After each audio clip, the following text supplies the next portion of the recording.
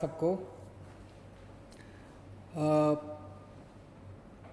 चारों तरफ कोरोना की वजह से सब लोग बड़े निराश हैं और इस माहौल में एक छोटी सी आशा की किरण दिखाई दे रही है। कुछ देशों में प्लाज्मा टेक्नोलॉजी का इस्तेमाल किया गया विदेशों में और उसके नतीजे अच्छे आए। आपकी जानकारी के लिए बता दूं कि कोरोना से मुक्ति तो तभी मिलेगी जब इसका कोई वैक्सीन बन जाएगा। वैक्सीन लगाने से जैसे दूसरे कई सारे वायरस की जो बीमारियां होती हैं, अगर उसका वैक्सीन आप लगा लें तो वैक्सीन लगाने से वो बीमारी होती नहीं है। तो इससे मुक्ति तो तभी मिलेगी जब वैक्सीन मिल जाएगा। लेकिन इस वक्त हमारे सामने दो चैलेंज हैं। एक चैलेंज तो ये कि किस तरह से हम कोरोना को फैलने से रोकें। उसके लिए हम ये सब कर रहे हैं, लॉकडाउन कर रहे हैं, सोशल डिस्टेंसिंग कर रहे हैं, क्योंकि ये एक दूसरे से फैलता है, ताकि इसको फैलने से रोका जाए।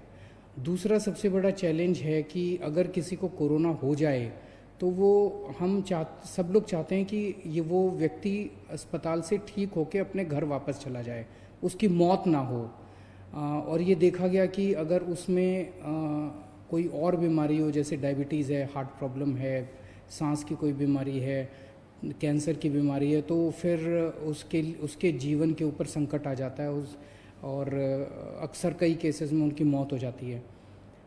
ऐसे केसेस में जो सीरियस पेशेंट्स होते हैं उसमें अगर प्लाज्मा टेक्नोलॉजी का इस्तेमाल किया जाए तो उनके देखने में आया है कि उनके बचने के चांसेस बढ़ जाते हैं।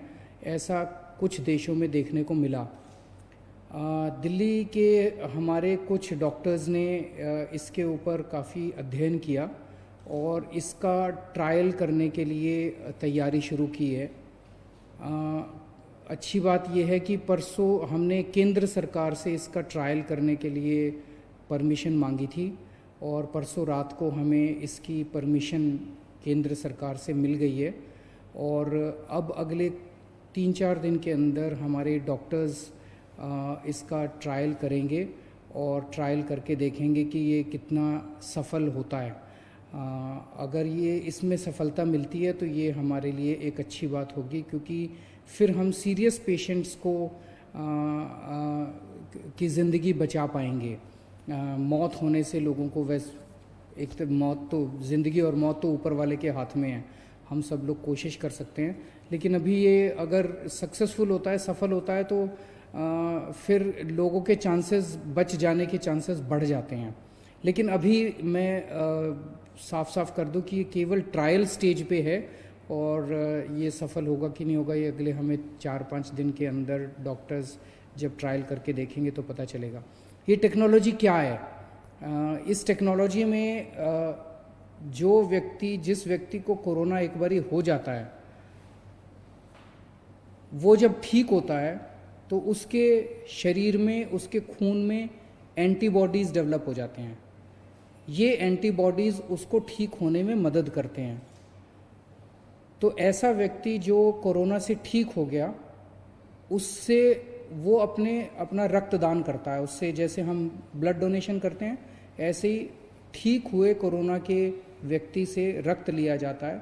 1 बोतल खून देता है वो, और उसमें से, उसके खून में से प्लाज्मा निकाला जाता है और वो प्लाज्मा को एनरिच किया जाता है और उस एनरिच्ड प्लाज्मा को किसी दूसरे पेशेंट में इंजेक्ट कर दिया जाता है।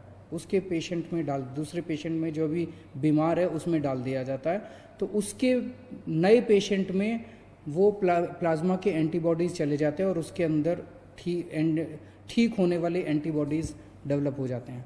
तो इस तरह से ये टेक्नोलॉजी काम करती है। हम सब लोग प्रार्थना करते हैं कि हमारा ये ट्रायल सक्सेसफुल हो। अगर सक्सेसफुल होता है तो इससे एक उम्मीद बंधेगी। और भी कुछ राज्य, जैसे मुझे पता चला है केरला, महाराष्ट्र वगैरह इसके ऊपर काम कर रहे हैं और मैं उम्मीद करता हूं कि सबके प्रयास इस बारे में सफल हों। दिल्ली में लगभग 57 के करीब हम लोगों ने कंटेनमेंट जोन्स बनाए हैं। जैसे मैं रोज़ बताता हूँ, कंटेनमेंट जोन वो हैं जहाँ पे हमें 3 या 3 से ज़्यादा, अगर किसी कॉलोनी के अंदर हमें या किसी गली के अंदर 3 या 3 से ज़्यादा कोरोना के मरीज मिलते हैं तो उसको हम चारों तरफ से कॉलोनी को सील कर देते हैं। वहाँ के रहने वाले लोगों को बाहर नहीं आने देते और बाहर के लोगों को अंदर नहीं जाने देते, ताकि बीमारी बाहर ना फैले। और तो वहाँ पे फिर हम ऑपरेशन शील्ड चालू करते हैं, जिसके अंदर उस एरिया का सैनिटाइजेशन करते हैं उस एरिया। तो ऐसे कंटेनमेंट जोन्स के अंदर क्या क्या किया जाता है, इस बारे में अभी कई सारी गलत फहमियाँ हैं।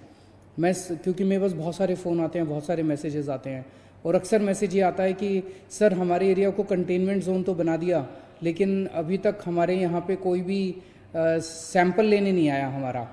तो मैं आपकी जानकारी के लिए बता दूं, कंटेनमेंट जोन में जैसे कंटेनमेंट जोन लागू किया जाता है, वहाँ पे सबसे पहला काम किया जाता है, आपके लिए एसेंशियल सर्विसेज की इंतज़ाम किया जाता है।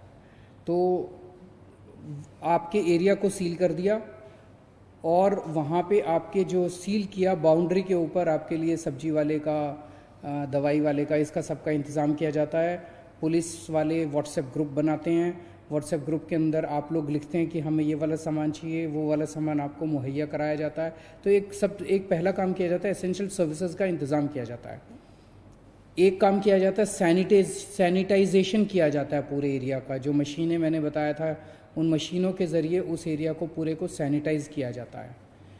फिर डोर टू डोर सर्वे किया जाता है। सर्वे सबका होता है, हर एक के घर में कोई ना कोई दिल्ली सरकार की टीम जाती है और उनसे पूछती है कि आपके घर में कोई बीमार तो नहीं है, बुखार तो नहीं है, किसी को सांस की शिकायत तो नहीं है। तो जो कोरोना के सिम्टम्स हैं वो पूछते हैं कि आपको कोई ये सिम्टम्स तो नहीं है। ये सर्वे 100% लोगों का होता है। अगर किसी कंटेनमेंट जोन में अभी तक नहीं हुआ तो हो सकता है 2-4 दिन में हो जाए, क्योंकि बहुत ज़्यादा कंटेनमेंट जोन बन गए हैं, टीम्स थोड़ी सी कई बार कम पड़ जाती है एसडीएम के पास, तो वो 100% का होगा। जो लोग सिम्टम्स मिलते हैं जिन लोगों के कोरोना के, उन लोगों का केवल सैंपल लिया जाता है। तो लोग ये उम्मीद ना करें कि किसी भी, परसों मैंने एक खबर पढ़ी थी जिसमें एक एरिया के कंटेनमेंट जोन के लोग कह रहे थे कि जी हमारे यहाँ तो एक भी आदमी का सैंपल नहीं लिया गया। और तो जब उनके पास गए तो उन्होंने कहा हाँ, हमारे यहाँ सर्वे करने तो आए थे, सैंपल लेने नहीं आए। तो सैंपल सबका नहीं लिया जाता है, और इसके अच्छे असर पड़ रहे हैं। क्योंकि दिलशाद गार्डन का हमने देखा कि किस तरह से वो 15-20 दिन हो गए और वहाँ पे कंटेनमेंट जोन में अब एक भी केस नहीं आया। वसुंधरा एनक्लेव में 15 दिन के करीब हो गए, इसको भी कंटेनमेंट जोन को बने हुए अब एक भी केस नहीं आया। खिचड़ीपुर की 3 गलियों को लॉक किया था हम लोगों ने, सील किया था, कंटेनमेंट जोन बनाया था, वहाँ से भी एक भी केस नहीं आया। तो ये अभी तक एक्सपेरिमेंट, अभी हम लोगों का प्रयास सफल रहा है। आप लोगों को दिक्कत तो बहुत आती है, लेकिन सबके सामूहिक प्रयास से ही, सामूहिक उससे ही हम लोग सफल हो पाएंगे। कल यमुना के तट के ऊपर कई सारे गरीब लोग, माइग्रेंट लोग इकट्ठे हो गए थे, और जैसे ही हमारी नज़र में लाया गया उसको तुरंत हम लोगों ने उनके खाने का और उनके रहने का इंतज़ाम किया। सब लोगों को अलग अलग स्कूल की बिल्डिंग्स में उनके रहने का इंतज़ाम किया, और उनके खाने का भी हम लोगों ने इंतज़ाम किया है। मेरी आप सब लोगों से गुजारिश है, हाथ जोड़ के गुजारिश है कि हमने सरकार की तरफ से खाने का बहुत इंतज़ाम किया हुआ है। कल भी 9 लाख लोगों ने लंच किया है और 9 लाख लोगों ने डिनर किया है, पका हुआ खाना। और कोई 9 लाख की बजाय 15 लाख भी लोग आ जाएंगे ना, 20 लाख भी लोग आ जाएंगे, उनका भी हम इंतज़ाम कर देंगे। फिर खाने की कोई कमी नहीं है। उसी तरह से मैं बार बार बताता हूँ कि 71 लाख लोगों को हमने राशन दे दिया जिनके पास राशन कार्ड थे, और जिनके पास राशन कार्ड नहीं थे उनको अभी राशन देने का सिलसिला जारी है। मेरी सभी मीडिया के साथियों से हाथ जोड़ के रिक्वेस्ट है, और मेरी सभी आम नागरिकों से भी हाथ जोड़ के रिक्वेस्ट है कि इतना अरेंजमेंट करने के बावजूद भी जो बहुत गरीब लोग हैं उन लोगों को पता नहीं चल पाता कि सरकार ने क्या अरेंजमेंट कर रखा है। उन लोगों को पता नहीं चल पाता कि सरकार ने कहाँ अरेंजमेंट कर रखा है, मैं कहाँ जाऊँ, अगर कोई भूखा है तो वो कहाँ जाए। मेरी आपसे रिक्वेस्ट है, अगर ऐसा कहीं भी कोई, जैसे कल आप लोगों ने हमें यमुना के बारे में बताया, हमने तुरंत एक्शन लिया, ऐसे ही मैं सोशल मीडिया के ऊपर हमारी पूरी टीम लगी हुई है। जैसे कहीं से सोशल मीडिया में पता चलता है, कोई बताता है कि यहाँ पे ये आदमी, ये एक परिवार भूखा है, यहाँ पे एक आदमी भूखा है, यहाँ पे ये, हमारी पूरी टीम लगी हुई है, उसी वक्त उसको खाना पहुँचाने का काम किया जाता है, उसी वक्त उसका घर का इंतज़ाम, उसको रहने का इंतज़ाम किया जाता है। आप हमें बताइए कहाँ कौन भूखा है, हम उस तक खाना पहुँचाएंगे, ये जिम्मेदारी हमारी है। या अगर हमने जहाँ जहाँ हमारे सेंटर चल रहे हैं खाने के, उन सब जगहों की लिस्ट हमने पूरे नक्शे के ऊपर डाल दी है। अगर आपके लिए संभव हो, आप उस व्यक्ति को खाने वाली जगह ले जाइए, आप उसको खाना खिला दीजिए, बहुत पुण्य का काम है। इस वक्त सबकी जिम्मेदारी बनती है, ना कोई अकेली सरकार काम कर सकती है, ना कोई अकेली कोई एजेंसी सफल हो सकती है, सब लोग मिलके काम करेंगे तभी हम लोग सफल होंगे। तो मेरी आप सब लोगों से, मीडिया में एक जगह मैं देख रहा था, उन्होंने कहा कि इन लोगों ने एक वेबसाइट चालू कर दी है कि जिनके पास राशन कार्ड नहीं है वो राशन कार्ड के लिए अप्लाई करें। तो वेबसाइट पे कौन से गरीब लोग आ सकते हैं, आपकी जानकारी के लिए बता दूं, 15 लाख लोगों ने ऑलरेडी अप्लाई कर दिया राशन कार्ड। वो जिनके पास राशन कार्ड नहीं था, उन्होंने खाना लेने के लिए, राशन लेने के लिए 15 लाख लोगों ने अप्लाई कर दिया है।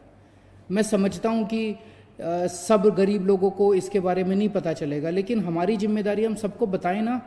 सब एक दूसरे की मदद कर रहे हैं, जिन लोगों को वेबसाइट आती है वो उनकी मदद कर रहे हैं जिनको वेबसाइट नहीं आती है, लेकिन एक सिस्टम तो बनाना था ना। अगर जिन लोगों के पास कुछ भी नहीं है, उनके लिए ना कोई आधार कार्ड है, ना कोई किसी तरह का कार्ड नहीं, उनके लिए खाने का भी इंतजाम किया हुआ है। 9 लाख लोगों ने कल खाना खाया है, रोज हम 10 लाख लोगों को खाना खिला रहे हैं।